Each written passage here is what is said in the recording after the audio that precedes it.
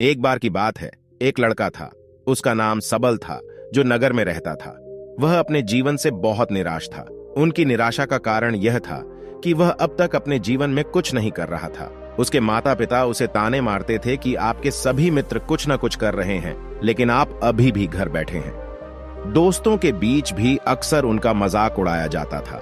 वह कहीं जाता तो लोग उससे पूछते कि आप क्या कर रहे हैं। उसे यह बताने में भी शर्म आ रही थी। वह कुछ नहीं कर रहा था।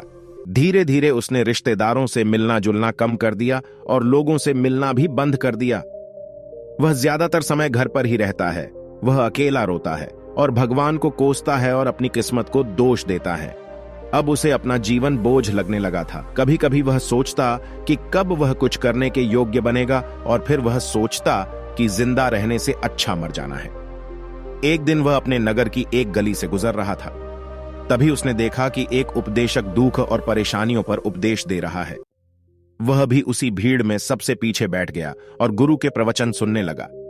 उपदेशक कह रहा था, दुख एक शिक्षक की तरह है, जो हमें जीवन की सच्चाई दिखाता है और हमें जीने का सही तरीका सिखाता है। आप चाहें तो जिंदगी जीना भी सीख सकते हैं। गुरुजी उपदेश दे रहे थे कि तुम चाहो तो कुछ भी हासिल कर सकते हो, और अगर चाहो तो एक कोने में बैठकर रो सकते हो। इन सभी बातों को सबल ध्यान से सुन रहा था, लेकिन शिक्षक की यह बातें पसंद नहीं आई। उसने खड़े होकर कहा कि कुछ भी सिखाने से दुख दूर नहीं होता। इसमें केवल दर्द होता है। दुख की पीड़ा अनंत है। ऐसा लगता है कि इसके बाद कुछ होने वाला नहीं है। इससे कुछ भी फर्क नहीं पड़ता है। इसके सामने तो मौत भी छोटी लगती है। उपदेशक ने कहा, फिर तुम्हारा दुख क्या है? सबल ने उसके सामने अपनी सारी व्यथा सुनाई और पूछा, मेरे दुख का कोई उपाय है तुम्हारे पास? यह सुनकर शिक्षक मुस्कुराए और बोले, तुम उस दिन मेरे पास आओ जब आपके जीवन में वास्तविक दर्द हो। मैं आपकी समस्या का समाधान अवश्य करूंगा। यह कहकर गुरु वहां से चला गया। सबल ने सोचा, कहीं मेरा दुख नकली तो नहीं है? क्या मैं जिस दर्द से गुजर रहा हूं वह नकली है? मेरा दुख कोई नहीं समझ सकता। जब मां बाप नहीं समझते तो गुरु क्या समझेगा? उनके दुखों से व्यथित होकर सबल ने एक फैसला लिया कि अब वह कुछ करेगा। सबल ने एक छोटा व्यवसाय शुरू किया, पर उसे सफलता नहीं मिल रही थी। लेकिन उसके घर वाले पूछते हैं कि क्या वह कुछ कोशिश कर रहा है। वह अपने व्यवसाय में लगा रहा और धीरे धीरे उन्हें सफलता मिलने लगी। फिर उसने गति पकड़ी और केवल 30 साल के अंदर ही वह एक बड़ा बिजनेसमैन बन गया। अब सबल के आसपास ऐसे कई लोग थे जो उसकी परवाह करता था, जो उससे प्यार करता था। अब उनके परिवार के सदस्य भी उसकी तारीफ करते नहीं थक रहे थे। दिन ब दिन उसके मित्रों की संख्या बढ़ती जा रही थी। अब वह अपनी जिंदगी से बहुत खुश था। उनके कुछ दोस्तों ने उन्हें सलाह दी कि जब आप एक बड़ा बिजनेसमैन बनकर बहुत खुश हैं, तो सोचिए आपको कितनी खुशी होगी अगर आप इस शहर और इस राज्य के सबसे बड़े बिजनेसमैन बन जाते हैं। कितने लोग आपसे जुड़ना चाहेंगे, आपकी कितनी बड़ी ख्याति होगी, और स्वयं राजा भी आपसे दोस्ती करना चाहेंगे और जरूरत पड़ने पर ही आपसे पैसे उधार लेंगे। दोस्तों की यह बात सबल के मन में घर कर गई। अब वह और पैसे कमाने की कोशिश करने लगा, लेकिन उसे यह सब बहुत ही जल्दी चाहिए था। वह समय बर्बाद नहीं करना चाहता था। उनका अधिकांश समय इन चीजों को प्राप्त करने में गलाने लगा। इसलिए वह ऐसे काम करने लगा जो सही नहीं था। उसने बड़ा उधार लेना शुरू कर दिया। उसके दोस्तों से पैसे की मात्रा और अधिक मुनाफा कमाने के लालच में वह अपने माल में मिलावट करने लगा। उसने अन्य व्यापारियों के खिलाफ भी साजिश रची और उन्हें डराया धमकाया। जैसा उसके दोस्त कहते थे वैसा ही करता था। वह इन तरीकों से ज्यादा पैसा कमा रहा था, पर अब उसके जीवन में पहले जैसा चैन न था। उनके मन की शांति गायब हो गई थी और वह रात को सो नहीं पाता था। वह हंगामे में रहता था। वह सब कुछ पाकर भी उन्हें किसी चीज में सुख नहीं मिल रहा था। एक दिन सबल अपनी गाड़ी में कहीं जा रहा था। तभी रास्ते में उन्हें उपदेशक का आश्रम दिखाई दिया। वह रुका और गुरु के पास जाकर बोला, संत, आपने मुझे मेरे पास आने के लिए कहा था जब मेरे जीवन में सच्चा दुख आता है। अब मैं बहुत दुखी हूं कि मेरी नींद हराम हो गई है। मुझे कहीं भी शांति नहीं मिल रही है। इस प्रकार सबल ने अपनी सारी समस्याएं गुरु को बता दी। गुरु ने कहा, जब तुम पहली बार मुझसे मिलने आए थे तब भी तुम किसी दुख में थे। आपने उस दर्द से क्या सीखा? सबल ने कहा कि सिर्फ सोचने और चिंता करने से कुछ नहीं होता। आपकी दृष्टि को सच करने के लिए यह कार्रवाई करता है, और सिर्फ काम करने से कुछ नहीं होता, परिणाम भी मिलना चाहिए। जब आपको लगता है कि आपका लक्ष्य हासिल नहीं होने वाला, तब राह में चाहे कितनी भी मुश्किलें आ जाएं, मन कितना भी निराश क्यों ना हो, कितना भी लगता हो कि अब कुछ नहीं होने वाला है, तभी विश्वास करें, मैं जो भी कर रहा हूं उसमें अवश्य सफल होऊंगा। लोग केवल सफल लोगों का सम्मान करते हैं। कोई कितना भी अच्छा क्यों ना हो, वह हमेशा लोगों की नजरों में बोझ बने रहते हैं।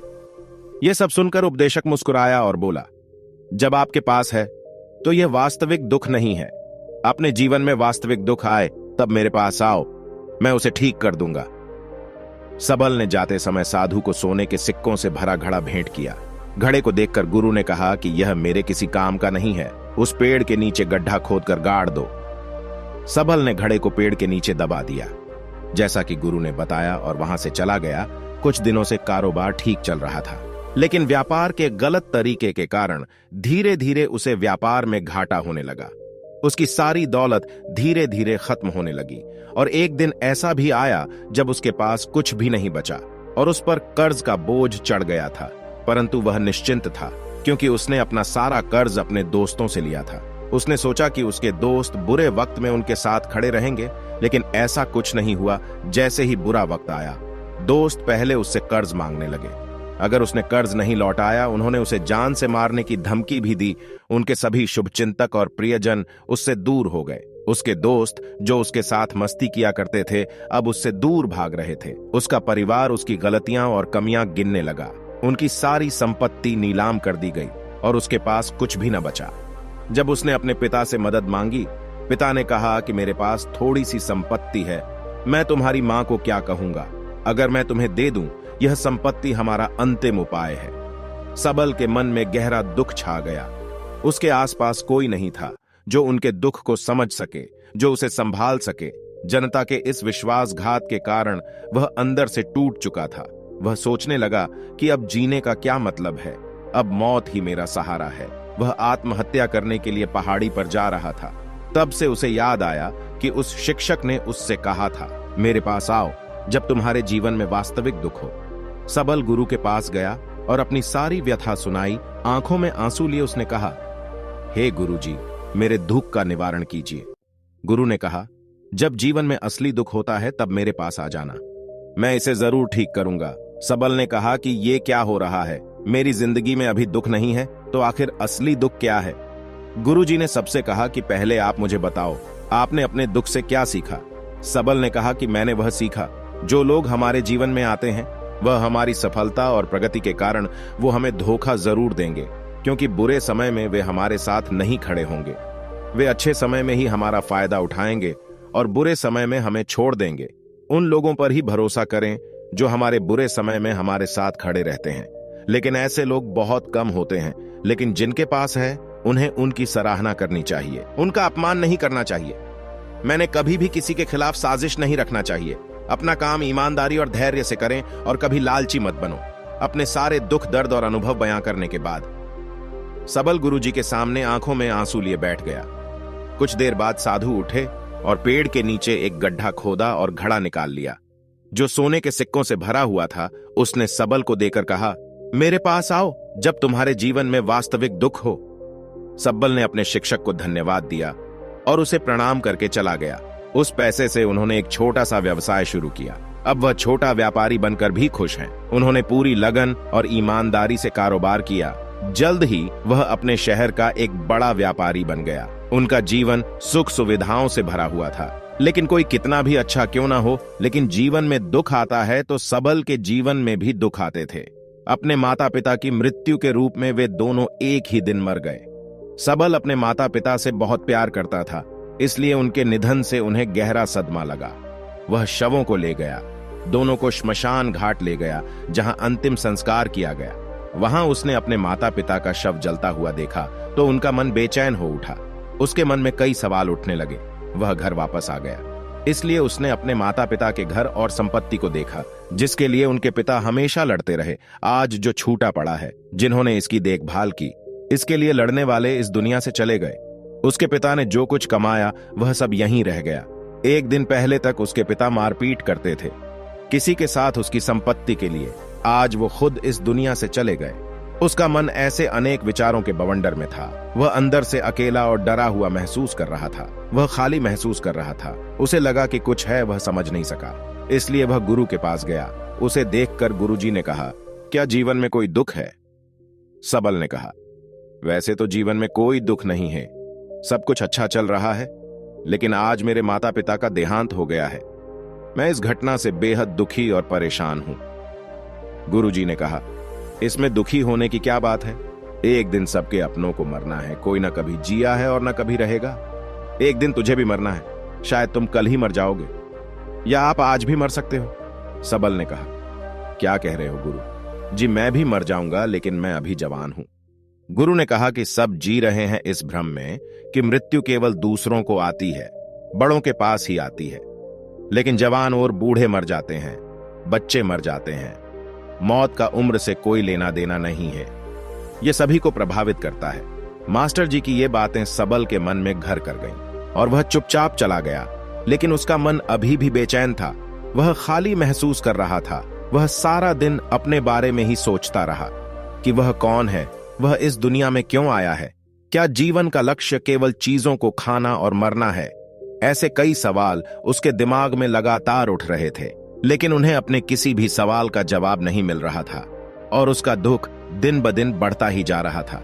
इसलिए कुछ दिन बाद वह फिर से गुरुजी के पास पहुंचा और बोला, हे स्वामी, मैं बहुत दुखी हूं, क्योंकि मैं यह नहीं जान पा रहा हूं कि मैं कौन हूं और मैं इस दुनिया में क्यों आया। यह सुनकर गुरुजी मुस्कुराए और बोले, आज आपके जीवन में पहली बार सच्चा दुख उत्पन्न हो गया है। यह वास्तव में दुख कहलाने के लायक है। हम नहीं जानते कि हम कौन हैं, हम क्यों आए हैं, क्या करें, कैसे करना है।